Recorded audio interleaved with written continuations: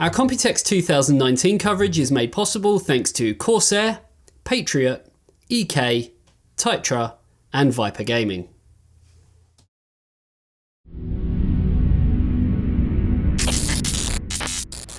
And it's day 2. Obviously the whole kind of show just merges into one. We were at the Hyatt yesterday and today we are at Nangang. So lots and lots of booths to come and sort of see what's going on. First step is Alphacool.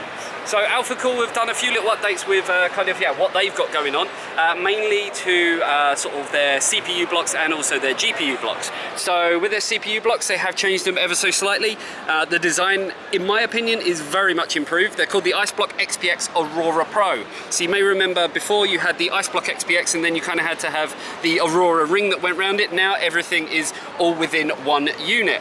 Obviously, they have also got some of their other products like the Eisbaer LT that we can see at the back, and the Eisbaer here, as well as the Eiswolf. And now, as you can see, they've kind of updated them as well, just to kind of put a little bit more branding on there, addressable RGB, of course, and it looks absolutely amazing. As we go around, you can see the Eisbaer LT.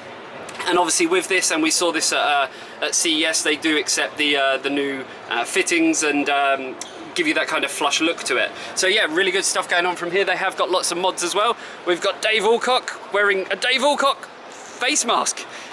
I'm not even sure anymore. Other stuff that they've got around here is lots and lots of mods from Taiwanese modders, just showing off what they can do. But the most exciting one has got to be around here.